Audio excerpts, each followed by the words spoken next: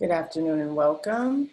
I'm Faladay Bell, the Director of Community for the Center for Communication. We're an independent nonprofit organization that connects students with professionals in the media industry in order to better prepare them for their future. You can follow the center on Instagram, Facebook, LinkedIn, and Twitter. Our Twitter handle is @CINCOM and today's hashtag is office hours. This program will be recorded for those who can't tune in live. You can also watch our previous panels from recent seasons on our website, Facebook, YouTube, and Vimeo channels. We plan to host more virtual programs in the coming weeks, and you can sign up for our upcoming events and newsletter on our website, centerforcommunication.org. Many thanks to Neela Ali for joining us today. Neela is the Senior Vice President of Commerce at BuzzFeed, where she oversees the company's affiliate business across more than 1,000 retail partners, including key strategic relationships with Walmart and Amazon. She works with the BuzzFeed editorial and business teams to find marketing solutions for brands at the intersection of content and commerce. As part of that work, Neela spearheads innovative partnerships, including the BuzzFeed Shopify sales channel, the Walmart and Tasty app integration, and the launch of BuzzFeed Reviews. Now I'll turn it over to Neela, who can talk more about her career much better than I can, and she can share her career journey, and then we can start taking questions. Hey, Neela, thanks for joining us today. Hi, Faladay. Thank you for having me, and thank you for the center for hosting this event, and thank you for everyone, or thank you to everyone for joining. To kick it off, I want to give everyone a little sense of how I got to where I am and what I'm doing today.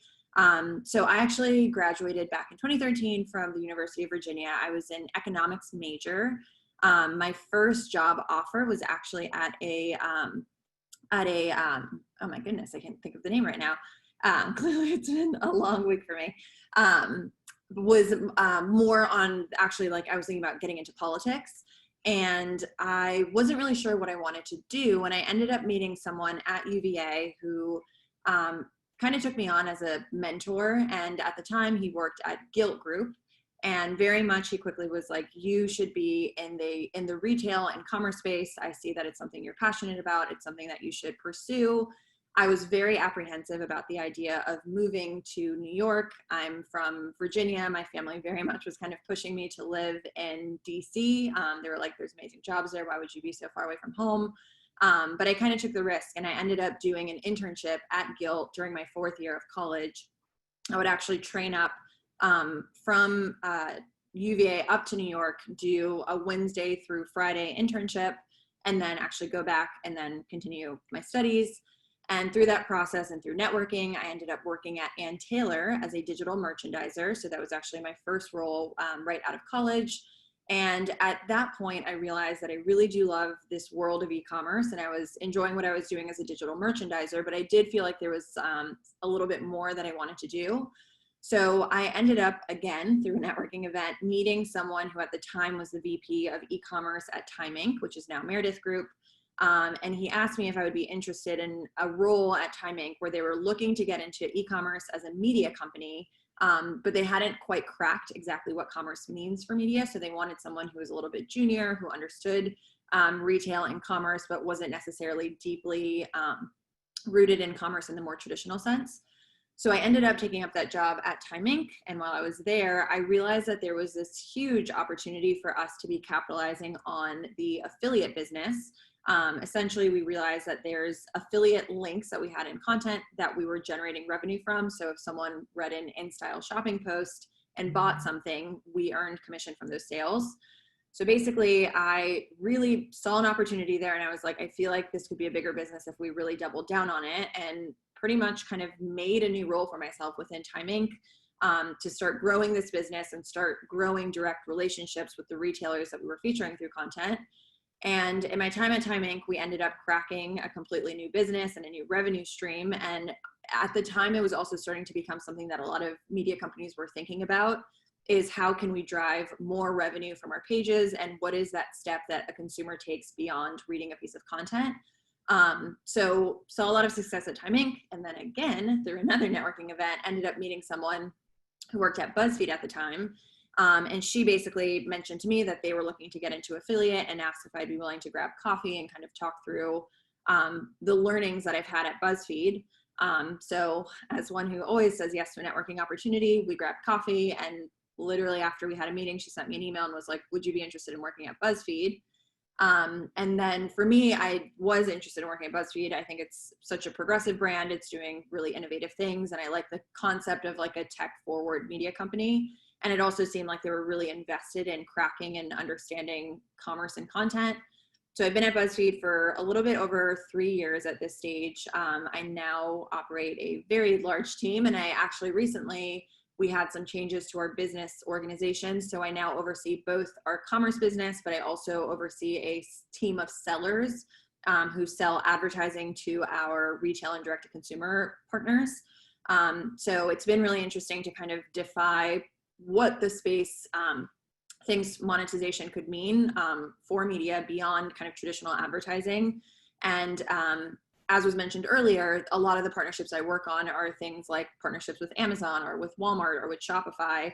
And it's really kind of media through the lens of a consumer. So it's how can we make it easier for people to discover new brands and products through our content, and then to easily click through and purchase those products. And we're constantly kind of thinking through the lens of a retailer, which is a unique way for a publisher to work. So yeah, I'm really, really excited to talk to everyone today. And I think now is time for us to start kicking off the Q&A. Awesome, that was great. Okay, let's take our first question. So our first question comes from Alyssa. She's at the Walter Cronkite School of Journalism in Arizona. And let's see. Alyssa, go ahead and ask your question. Hi, can you hear me? Yes, we can. Okay, thank you for having me, and thanks for presenting today. My question is, what is one thing you do every single day to ensure your personal success and professional success? That is a very great question. I'm definitely a type A personality, so I feel like I'm definitely hard on myself and always want to ensure that I'm maximizing every minute and second of my day. Throughout my career, I've actually learned that the best way to stay successful is to really like ground and root yourself and make sure that you're mentally healthy and taking care of yourself as a human. I think a lot of the other answers are like, obviously, yes, figure out the industry you want to be in, really immerse yourself in that industry, read the news, really try to, like, it's so cool, I think, to be alive at this time when there is so much access to information and you aren't kind of only relying on what you're being taught at school to prepare yourself for interviews. There's a lot of books you can read. There's a lot of resources that you can reference online. So definitely, obviously, like maximize your education and intelligence in that way. But I've just very much learned that without investing in yourself and doing what you need to, whether it be working out or meditating or eating healthy or spending time with friends and family, if you don't set your intentions every day to really invest in yourself, I don't think it's really feasible to truly achieve the success that you're looking for. Great. Let's move on to our next question. Our next question comes from Sandra. She's at Baruch College. Sandra, go ahead and ask your question. Hi, thanks so much for sharing your experiences. It's really impressive. I wanted to ask how, like in this data-driven world that we're living in, how do you use data in your position to drive like the business to success, or like to get the best possible outcome for your company? Yes, very good question. I would say data is the core of what I've done in any and all of my roles. I actually think that has been kind of my secret sauce that differentiates me from a lot of other people kind of in the professional space. Is there isn't many people who are very data savvy and creative. I think you can learn both, and it's not to say that it's like it only comes naturally to some people. But I think this space has kind of taught us to be one or the other. But if you can be both, I think that's when you really become a candidate for someone to watch. When I was at Ann Taylor, data was the core of what I did, because as a retail merchandiser, you're literally looking at what are your product sales in a certain category? Are people buying white or black t-shirts? Are people buying skirts or pants or shoes? And every decision that you make for future quarters is literally rooted in data. When I was at Time Inc., I would say my secret sauce for actually getting the entire company behind this concept of affiliate is I would send reports every Friday. And at the time, the reporting pipeline that we had was awful. So I would literally wake up at 6 a.m. and I would send a report at 6 p.m. that I worked the entire day on. But I knew from my merchandising days how to essentially take numbers and categorize them in a way that felt really actionable for leadership. So I would say things like, we really noticed Nordstrom was doing well or did well for travel and leisure this week. And we actually saw that we sold a lot of shoes through travel and leisure. And like, that's really interesting data point. And for InStyle, we sold XYZ. And I gave everyone really actionable data points that they could work off of, which caught the attention of leadership. It caught the attention of the sales team because they could then take a lot of that information and relay it back to the advertisers we were working with. And then at BuzzFeed, I actually have a merchandiser on my team whose sole job is essentially unpacking the data and seeing where there's opportunities and relaying that back to our edit team and relaying it back to advertisers. So again, I live and breathe data. I couldn't recommend more people who are looking to enter the workforce, ensuring that they have a sense of what data could mean for your specific role. And again, where there might be gaps in what the company is doing and not leveraging the data that they have. So incredibly important, I'd say, for most roles in today's world. Great, awesome. Our next question comes from Emily. Emily, let us know what school or university you come from. Go ahead and ask your question. Hi, so I actually am a recent graduate from NYU and I'm now at Shopify. So my question is more Shopify related because I work in merchant support and I help them with their marketing and their business success every day. But I was wondering, when you create partnerships with Shopify or with larger retailers such as Walmart, how do you create a partnership that both benefits the company, but then also benefits the merchant? That's a great question. I think the most exciting part of my job being an affiliate in performance marketing is it is a model that's built on being mutually beneficial. So for those who are a little less familiar with affiliate, it literally is a model where as a publisher, we get paid when we drive a transaction. So in theory, it's the most kind of hardest working media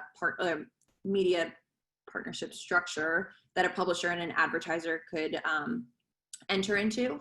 So the way, like a good example of a partnership that I kicked off last year was we have a deep technical integration with Walmart within the Tasty app. So as a consumer, if you're in the Tasty app looking at a recipe, you can literally click a button, it'll find the Walmart closest to you, and it'll actually map the ingredients in that recipe to the SKUs available at that Walmart.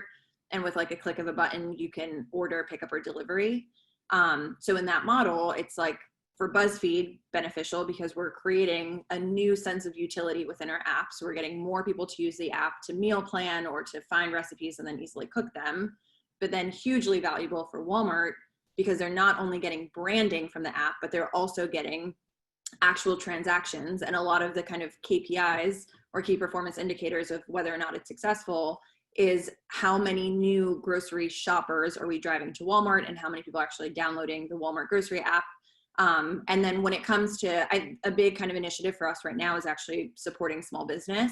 Because obviously we can work with Walmart and we can work with Amazon, but it's like we are BuzzFeed and we have this powerful voice. So if we can apply that same energy to smaller shops, so really exciting that you work with Shopify because they're obviously a big partner of ours. We know that we can obviously make a huge difference for these businesses. Where usually like the balance that I have to play essentially is because we're a media company and we're a company, we obviously also have to generate revenue so that we can fund the jobs that allow us to do all this great work. So you have to come up with partnership models that are a low enough entry point for some of these smaller shops and merchants so that they can work with us. And we know that if a writer doesn't write about Amazon, where we know exactly what the return is going to be from that post, that there's not a huge opportunity cost for us writing about a small business. So we've kind of come up with new pricing models of what is the price point that's low enough that these merchants can play in, but high enough that we're not really hurting our business and putting people out of jobs because we're just trying to do the right thing or feature brands that might not have the same scale as an Amazon. And then success for us is very much ensuring that we're actually generating a positive return on those investments from the brands, because both it results in a happy partnership, but then also they'll come back to us and we can continue to grow those relationships. So that for me is the most exciting part of my job is like every day I have to think about operating BuzzFeed as a business, but then operating my partnerships as a business to make sure that they're actually profitable and growing sustainably, which I personally think that's going to be the future of media and how most partnerships are going to have to be structured. Nice. I can see that you're very passionate about this. Okay, great. So our next question comes from Yevanique. Yevanique, go ahead and ask your question. I hope I said your name correctly. Hi, it's Evanique. Can you guys hear me? Yes.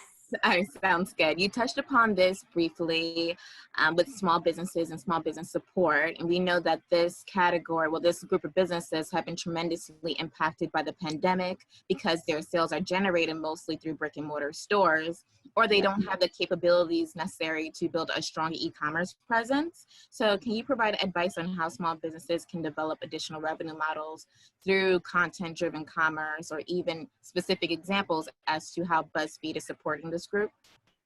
Very good question. And I actually will say another layer of that we have to be mindful of is, as BuzzFeed, we can oftentimes drive a significant amount of scale to some of these small shops. So there's also this fear of us continuing to negatively impact their supply chain. Because actually when COVID first hit, the biggest challenge we had as a business was a lot of our retailers actually shut down their affiliate programs because they couldn't sustain the amount of traffic that was coming to their sites as people shifted away from brick and mortar and shifted to online.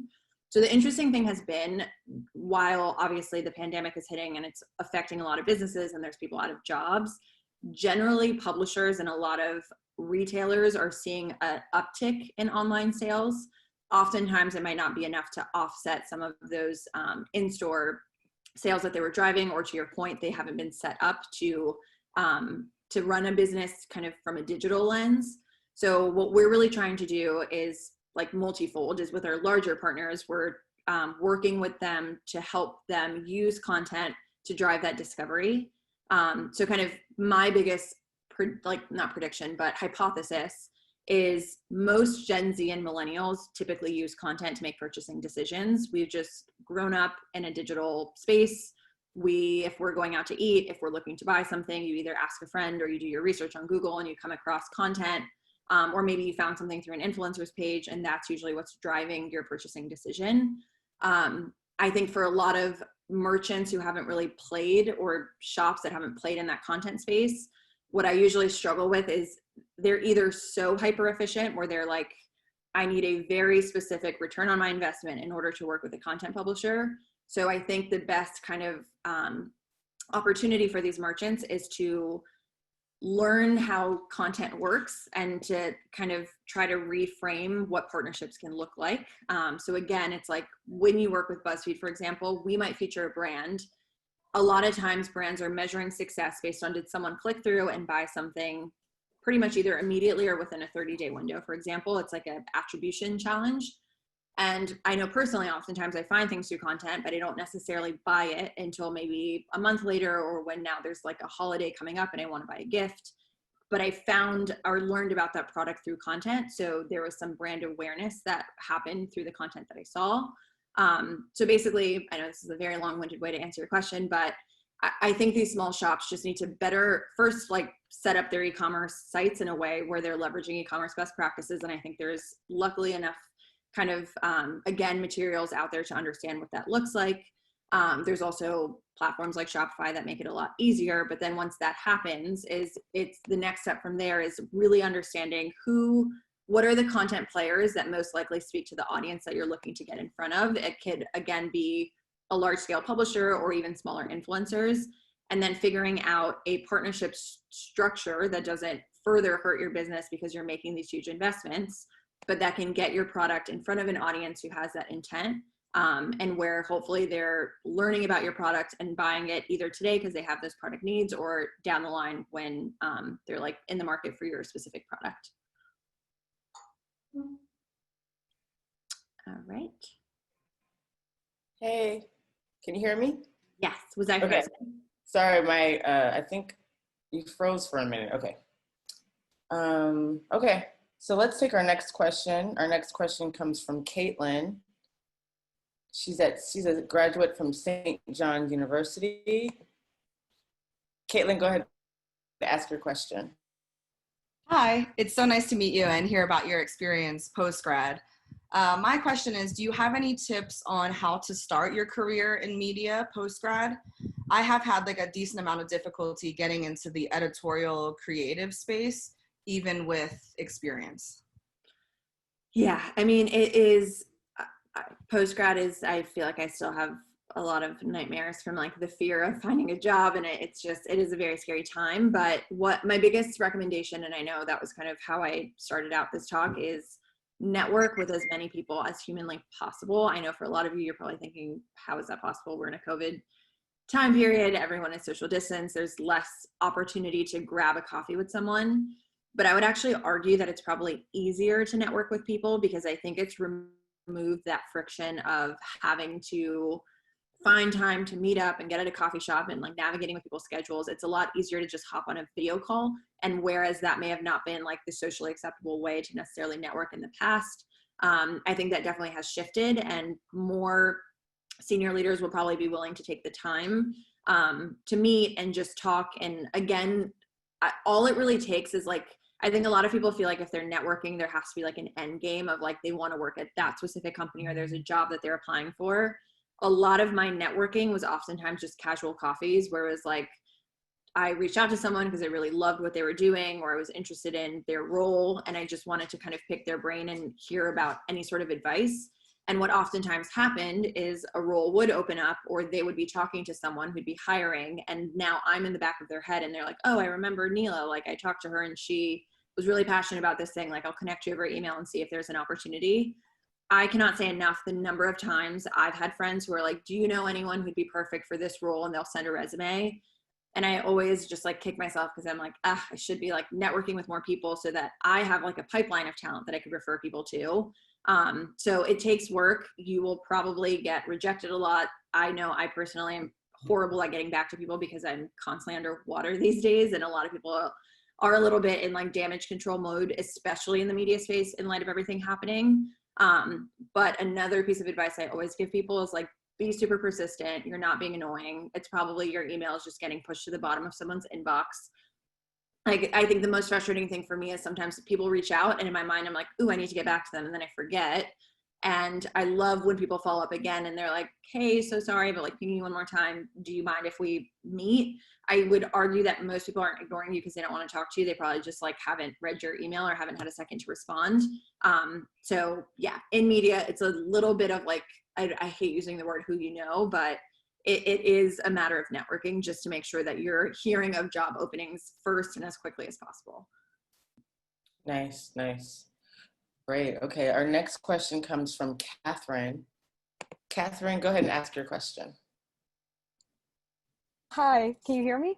Yeah. Okay. So I was just wondering if there are similar opportunities to work in front of the camera at BuzzFeed in the New York location as there are in California. Yeah, we definitely have talent who sits in our New York office, so it's not limited to LA. In LA is our studio team, so there's a lot more of the high production value content being created out of that office. But a lot of the tasty content, and again, a lot of the creators that you see sit in New York, so it's not necessarily limited to the offices. Cool. Okay, our next question is an anonymous question, so I'll go ahead and ask for them. They are a graduate from the City College of New York, and since you mentioned data, what can we do now to sort of spruce up our data skills and show that we have these skills to potential employers?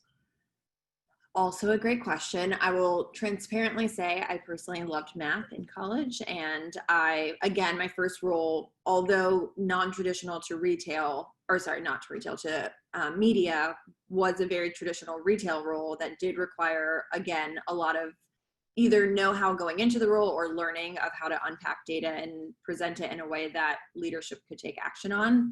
So in lieu of having a role that kind of challenges you to do that, I would definitely recommend, and I hate speaking about this because I don't personally have the experience, but I know a lot of courses out there that are very much data science focused, or you can learn about SQL. I think as long as you're kind of building some tools in your toolkit to understand how to leverage Excel, how to unpack a spreadsheet of data and make sense of it. I think there's like, either you could take courses, and again, I think financially maybe that doesn't make sense for everyone, but I also think there's a lot of free resources out there. I know personally a lot of my friends who've been kind of in the data space, again, like the most tactical thing to do is maybe learn SQL.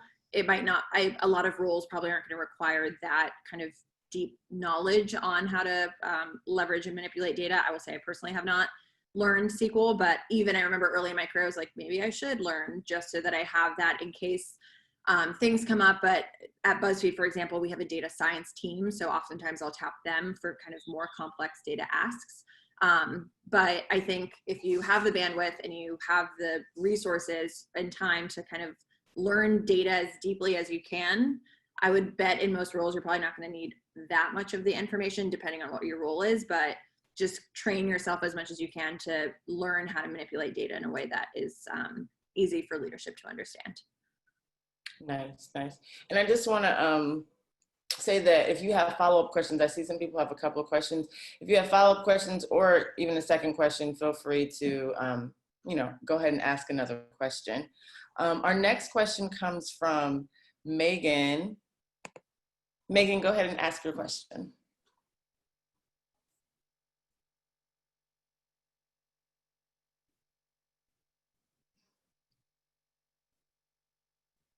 Megan, you should see a pop-up box that asks you to share your audio. Okay, can you hear me now? There we go. In addition, I work as a junior publicist at the Lipin Group. I'm also a recent graduate from Bloomsburg University. I was just wondering, I've seen the effect of COVID-19 on the PR world, and I was just wondering what has changed the most, good or bad, in partnerships since the hit of COVID-19? Yeah, so it's interesting because, again, I think all of media is suffering in some capacity because advertiser dollars are certainly drying up, or advertisers are just apprehensive to spend because they're concerned about how the situation will evolve. So I think media at large has been impacted.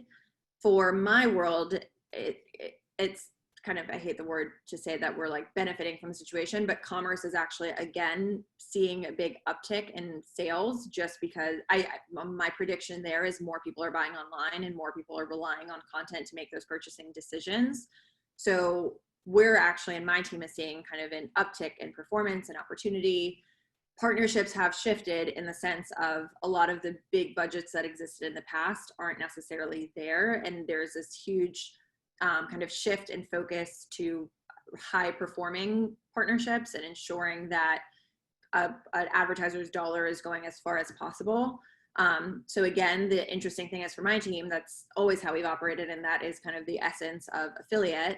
But I think that's going to end up being kind of the pressure on the industry is there is going to be more of a shift to strategic partnerships. There is going to be a big shift to performance-led partnerships. It's not how a lot of media companies have thought in the past. I will say most agencies don't really understand how to operate in that way. They only buy on views and impressions. So like even most agencies that I work with don't really understand or know what affiliate even means yet. So I think there's a lot of re-education and fast education that has to happen in the industry. But my thought is that actually opens up a lot of opportunity for talent, mainly because I know the affiliate space well. I've been in it 5 years. There's not that many people who know affiliate. It actually, I think, is a very green space for new talent and people who just kind of naturally have a knack for being able to connect the dots of, say, like saying something along the lines of like, and a good way, I guess, to talk, like think through how we use data is like there's these Bank of America credit card reports that we look at, and in it will say things like, there's a big shift in millennials buying houses and moving to the suburbs because there's less of a demand to live in cities now that we're working to remote, or we're leaning towards a more remote culture. So in my mind, I'm like, oh, that means we should be partnering with brands like Wayfair, or we should reach out to Target or Amazon, knowing that they have products in the home category, or even Lowe's and Home Depot, because a lot of those millennials are probably going to be purchasing things in those categories as they're kind of reestablishing their lives in the suburbs or investing more in their work from home structure. So I don't think it takes that much expertise to be able to connect those dots. I think it's just people who like intuitively understand consumer behavior and or can again, look at data and come up with an actionable next step from it. So for people looking to get into the media space, I think in the past, there was this pressure to have a lot of experience working at legacy media companies and having been in advertising roles. Now, when I'm hiring my team, I'm just looking for scrappy people who are problem solvers that can like figure it out. So I think it's a really exciting time for new talent. And I would definitely try to, again, learn as much as you can about how advertising trends and media trends are shifting. And a lot of that can happen by just reading things like Digiday or Adweek or AdAge. So yeah, that's kind of how I foresee the space shifting. Nice, nice, awesome. Okay, great. Our next question comes from Brina, who's at the Fashion Institute of Technology. Brina, go ahead and ask your question. Hi, thank you so much. I'm loving your insights, and I really like your insights on networking as well. My question's regarding a little more startup bootstrapping. It is, if you are new to the industry without existing contacts, how do you start building and fostering relationships to develop those partnerships? Great question. I think first off, most of you are making the best first step of joining panels and opportunities like this, because again, it's all you need is to like start somewhere where you can kind of like maximize your efforts and meet as many people as possible, or meet that one executive who can help you kind of navigate the space. I will say a huge tool that I personally leverage, because again, the interesting thing is my job is actually still a lot of networking, because when I want to do a partnership with Lowe's, I have to be like, do we know anyone at Lowe's? Like, how can we get in touch with the CMO? It's like the networking doesn't stop. So that's kind of what I still have to do. And the tool that I found to be most effective is honestly LinkedIn.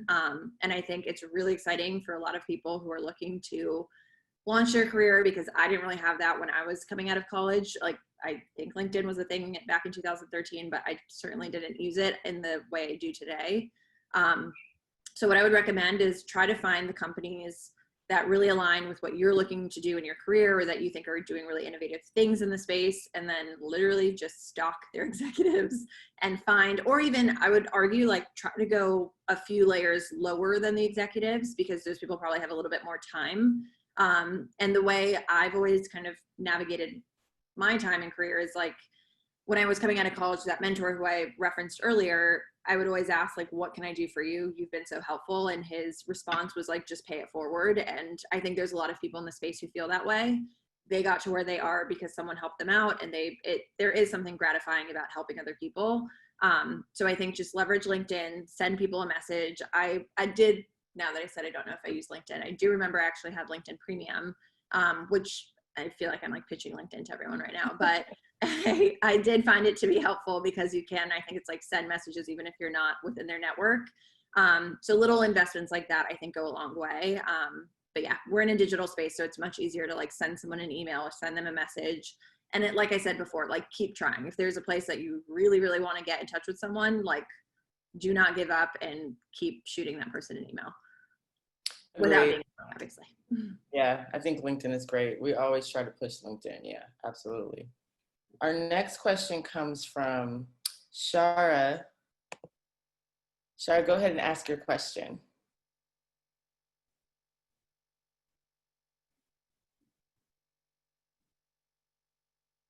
You should see a blue dialog box that asks you to use your audio. I don't see anything. Can you hear me? Yeah. Yes. Oh, there you go. First of all, thank you so much for taking the time to, in some ways, provide mentorship to all of us. So thank you.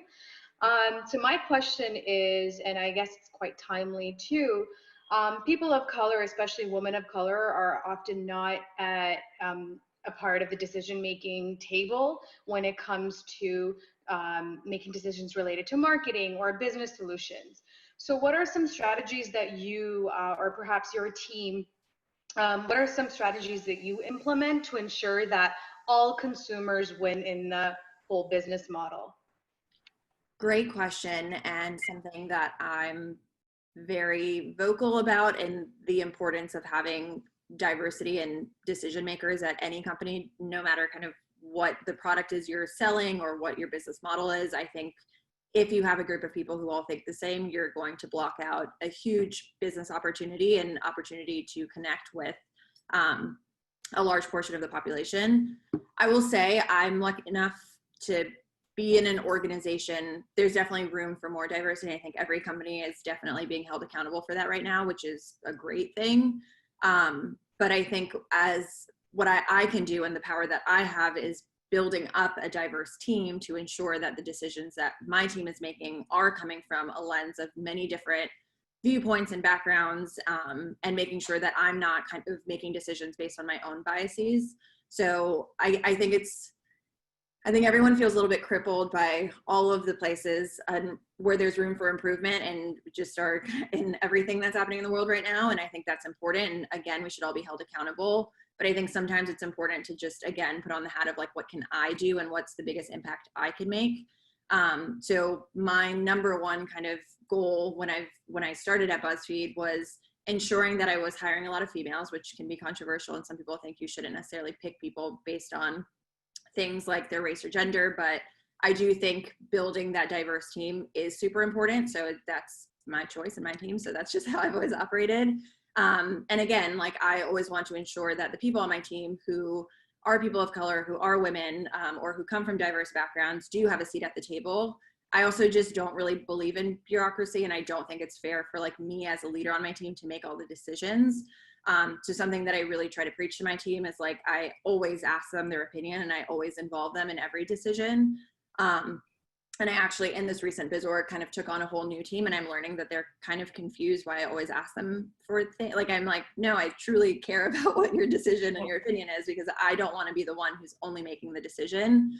So I think it's going to take some time for that change to happen in the industry at large. But I think the best we can do is to continue to like hold companies accountable. I think it's really cool how people call companies out at this stage. I think the way that the Black Lives Matter movement was handled, like a lot of companies came out and very much were like, we're amazing and here's our stance. And I thought it was super cool how there was so much social dialogue of people truly calling companies out and being like, I just feel like you're just saying that because it's all of a sudden a PR moment where you have to say something to be relevant. So I think as people, because platforms like LinkedIn exist, or there's social platforms where we can voice what we think is wrong and right, I think it's our jobs to hold these companies accountable. And then once we do have roles within the companies, to get to as much of a position as power as you can, and then influence that change with the teams that you're hiring, and or help hold the other people within the organization accountable. I love that. Nice. Awesome.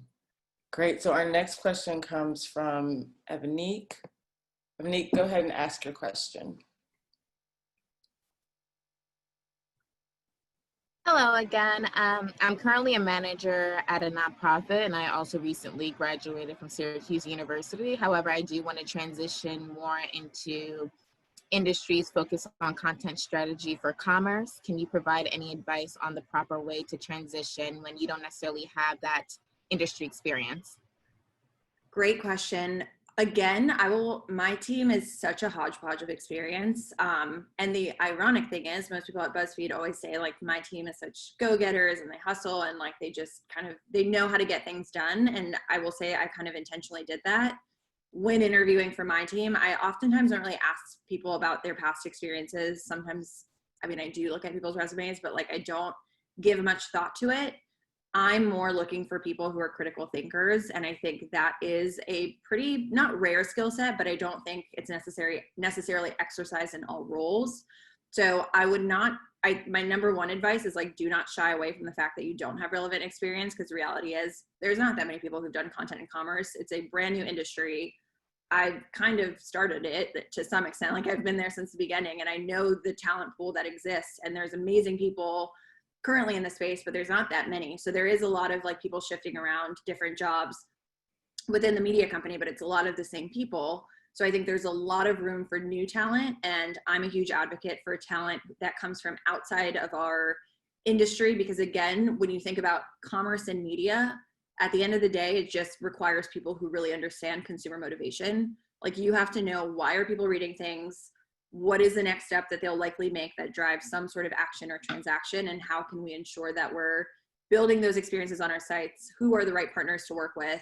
And then it also honestly just requires people who are passionate. So I hear this a lot, and it's funny that Faladay said that when I first came on, of saying like, I sound so passionate, but I will say like that is a little bit of my secret sauce, is like I truly care about people buying things through content, which sounds silly to say out loud, but like that's how I buy. I think media companies should structure more partnerships and relationships around things that aren't hurting the consumer experience, but actually benefiting the consumer experience. So my thought is like, if I had a role open on my team and you interviewed and I met you and you just are passionate about content and commerce and have proven that you know how to get things done in your past roles, that to me is a winning candidate. I can't speak for everyone, and I don't necessarily know that that's the same mindset that they have, but I will also on the flip side say I've had so many candidates who come in and are so not qualified, but come into a meeting, or I've had on my team who speak of themselves so highly that it almost tricks me into believing that they're so great. I'm like, oh, maybe you are qualified. And I think a lot of women of color specifically, and that's all I can speak to, but I do think there's a sense of like, if you don't exactly meet the qualifications, you kind of downplay your skills. So I think it's also of the roles that you've had and of the things that you've done at your nonprofit, and the fact that you've managed people, speak to those skill sets, because I'm sure they're transferable. I'm sure they're relevant to any job in commerce and content, even if it's not like a one-to-one kind of correlation. So all I'll say is like, be super confident. I'm sure you'd be great for any job. I think companies are lying to themselves if they think there's like anyone who's more or less qualified, because there's not that many people in the content and commerce space. You can learn it fairly quickly. And again, just do your research, like read Digiday articles about content and commerce, see what brands are doing in that space. Like, I think that's another thing when I have meetings and people come in and they're like, I think it's super cool that Walmart is doing XYZ, or that Shopify is making these moves, or Amazon did this. To me, I'm like, great, this person gets it. They've done their research, like you're in. So just go into a meeting and know the space well, and show how passionate you are about it. And I think that will serve you better than anything else. Awesome. That's awesome. Okay, great. So our next question comes from Madeline, who is about to graduate from Hunter College. Madeline, go ahead and ask your question. Hi, can you hear me? Yeah. Okay, cool. So I'm more interested in actually video editing and video production. So it's not really related to, like what you were talking about, but I've been interested in applying for an internship at the BuzzFeed office in New York for a while, and I can't seem to find how to do that. So you know like anything about that? Great question. I remember when I first started at BuzzFeed, someone said something along the lines of, it's harder to get a job at BuzzFeed than it is to apply to an Ivy League. I think that's probably because we just get inundated with applications when roles open up. So what I would recommend, and I will say our internship program was put on pause this year, as I think for many companies were, again, in light of everything that's happening with COVID, which is super unfortunate in my opinion, and really puts a lot of students at a disadvantage who are graduating. So it kind of breaks my heart to know that that's happening. But I think the best way to go around that is, again, to actually go more to the employee level and find people who are at BuzzFeed in those roles today, reach out to them at LinkedIn or on LinkedIn and just say like, hey, no, there's no internship for this year. I've tried to apply in the past, but I would just love to like chat and get a better sense of your day-to-day or what you're doing and what I can do to have a chance at a similar role. If people at BuzzFeed are unresponsive, which is possible, so I don't want to speak for them, like find other media companies that maybe you're less excited about, but have roles that are similar, like Vice and everywhere. I mean, anywhere who's doing like kind of similar video production. And I would argue that that's probably more productive just because it kind of sets you apart from what probably is a huge pool of applicants that someone is manually going through and trying to find people. I do think the process could be better. And quite frankly, I think that's great feedback that I'll probably take back to the team and say that it's fairly frustrating that people either don't hear back or feel like there's no shot at an opportunity. But I definitely recommend just like trying to find people that you can reach out to directly, because I've found that to make a huge difference. Great. Our next question comes from Bilal.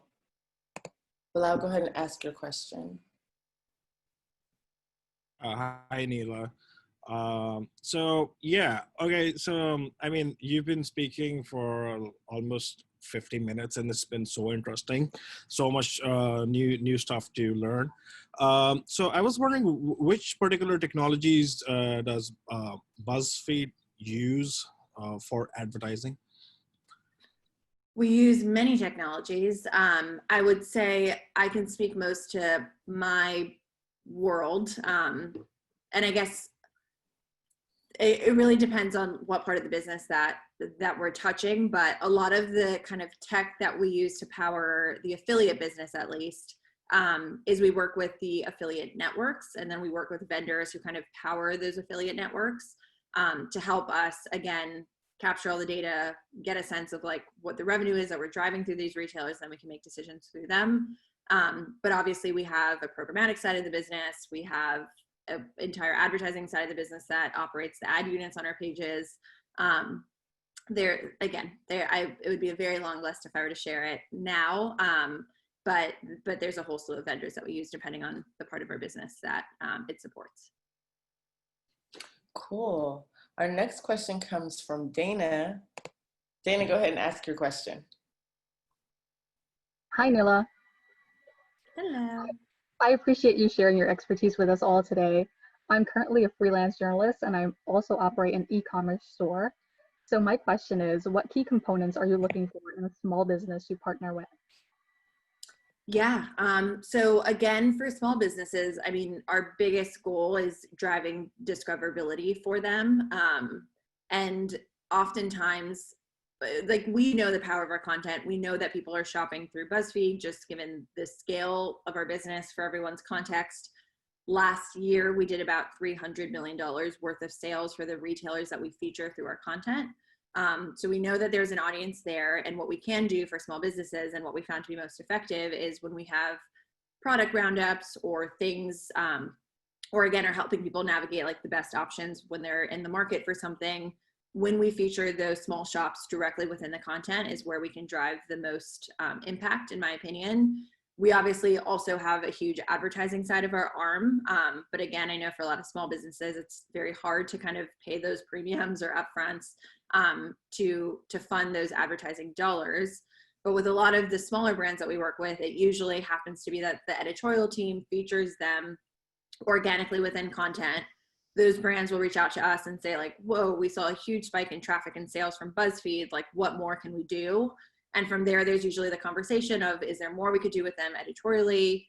Is there an appetite to do some sort of advertising partnership because we have a sense of what the return might look like? So it really is kind of on a case-by-case basis, but our strongest kind of offering is this contextualizing their product, helping get their product in front of an audience who's in the market for that specific product or brand, and making it really easy for people to click through and buy from our content. Awesome. Our next question is another anonymous question, so I'll go ahead and ask. They ask, what skills or areas do you recommend a person focus on to analyze data more effectively? Great question. I feel like it's so different for everyone. I remember when I was in school, like, where I found your real world application of data is going to be looking at a bunch of numbers and then making sense of them. So I think the more you can read dense data reports and then read their summary or analysis, and I think a lot of it, like, you can find those, they're very boring, but like, if you can find an industry that you're interested in and kind of look at, I would even say the simplest thing of like auditing reports, whatever it might be, try to find places where there will be the need to unpack data. And I would say, like, take a stab at doing it yourself and then compare it to how kind of the professionals are unpacking the data and presenting it. I would say that's like the most tactical way to go about it. And again, how it has to be done on the day-to-day with my team. A good example for everyone to just understand how data works on the affiliate side is I have someone on my team, her job is, again, focusing on looking at the data of what edit pieces are driving the most revenue in terms of sales for the retailers that we feature, what retailers are our top performers, what products are the top drivers, what days of the week we see the biggest, and like where we see spikes in sales, which platforms, like is it Facebook that's driving sales, is it Apple News, and on Apple News, which posts are the ones that are actually driving sales through Apple News. So there's a lot of, again, like in theory, raw data that you see, but you have to know what you need to extract from that information in order to make business decisions.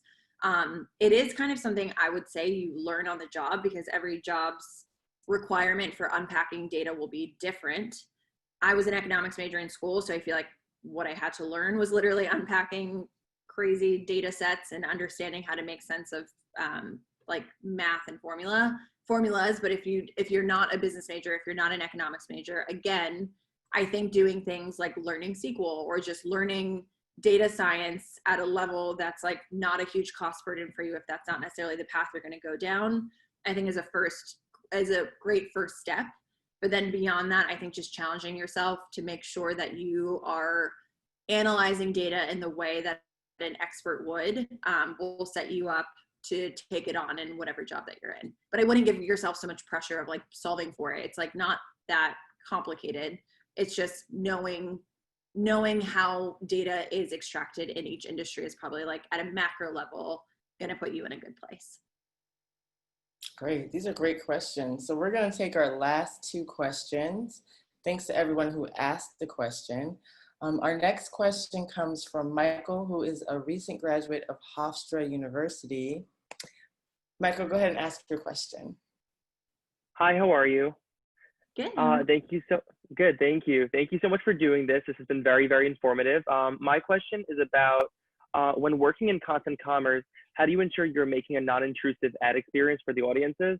And on top of that, especially with doing the affiliate type of marketing posts, how are you ensuring that BuzzFeed's voice is remaining genuine and honest to consumers?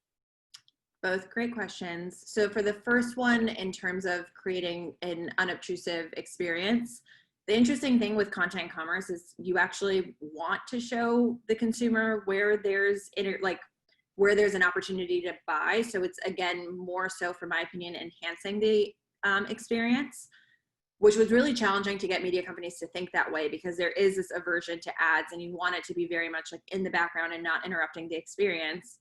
But with the content we're creating, we're helping people buy the things that we're featuring in our content, making it as easy as possible. So it's more, my job is actually like the opposite of like, how do I enhance the consumer experience? And a lot of the kind of KPIs or things that I'm looking for is, if you add a buy button in the article, is that increasing click-through rate or decreasing the click-through rate? Definitely things you want to measure for is like, is our bounce rate increasing? Like, are people leaving now that we're adding these new experiences within the article? And if so, that probably does mean that we're kind of obstructing the user experience. So that, I would say, like, our world, like affiliate is actually looking at data or the user experience kind of from a different lens, is like you want to make it easier for people to see that the content is shoppable. To your question of how do you ensure kind of editorial integrity when building a commerce business, the very cool thing with affiliate is it's kind of like a self-policing industry. If we are disingenuine or the consumer can see that or feel that, it very quickly, like, the model breaks. People are not going to trust your recommendations.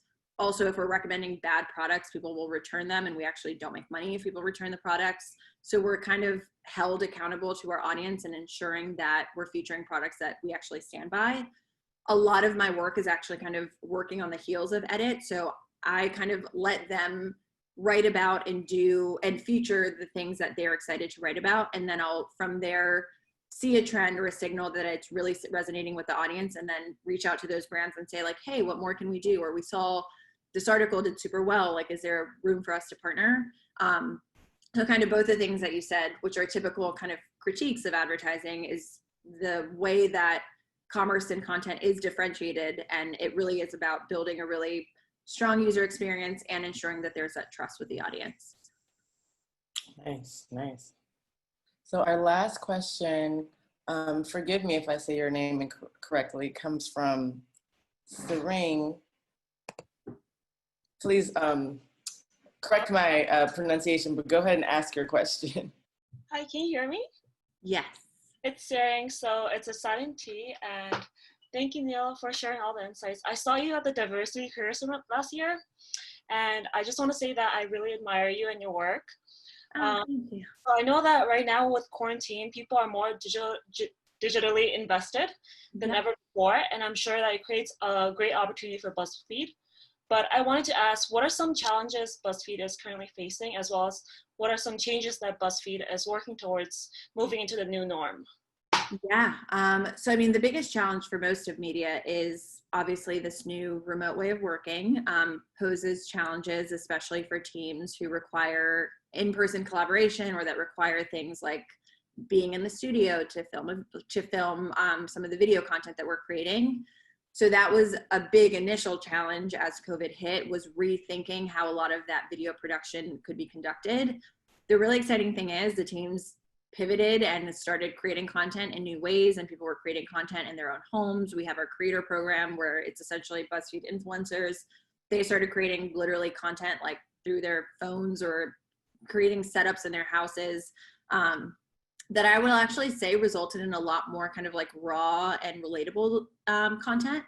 So it initially was a challenge, but we also saw huge spikes in content consumption, as I think most media companies have, because again, as you said, most people are now online or on their computers more often because they're in their homes and they're not kind of doing the things that they typically would be doing.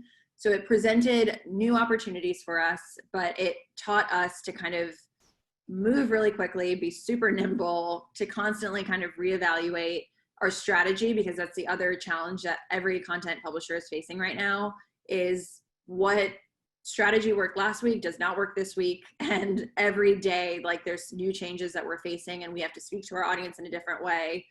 We have to be sensitive about our tone. We have to be very aware of kind of consumer sentiment. So again, it's required us to be a lot more nimble, and we can't really plan months in advance because what's happening, like, we don't know what's going to happen in Q4 this year. I think it makes the business stronger because it means we can kind of weather any storm. But it does require everyone to like operate in a very different way and to be a bit more reactive and less proactive. But where we can be proactive is kind of creating contingency plans if we have something in the works and we anticipate things happening that are a bit out of our control. So yeah, I think it generally is making BuzzFeed stronger, but we're just forced to be a lot more nimble than we've been in the past. Yeah, sounds like a startup. You gotta fail quickly, move quickly, and change quickly. We're going back to our roots. Yeah.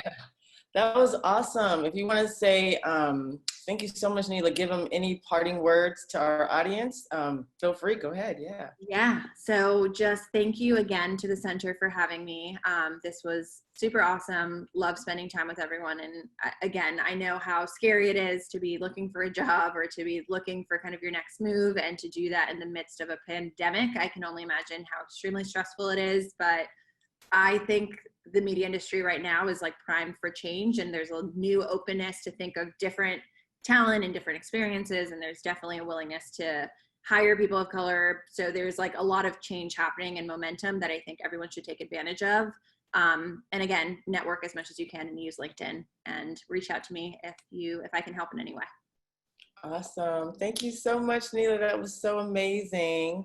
To our audience, just to let you guys know, our next office hours will be on Thursday, July 9th, and that will be with Victoria. She was actually in our sizzle reel, so if you saw our sizzle reel earlier, that is Victoria. And she will be talking about, she's a freelance reporter, so she'll be talking about all her time at different media companies, including Vice. So please look out for the email on that. We also invite you to sign up for our newsletter via our website so that you can, sign up for the next office hours. And if you enjoyed today's discussion, please consider making a donation to the center and help us to continue to provide free career educations for our students. We are a nonprofit. Visit our website at centerforcommunication.org/donate. Thanks, everyone. See you next time.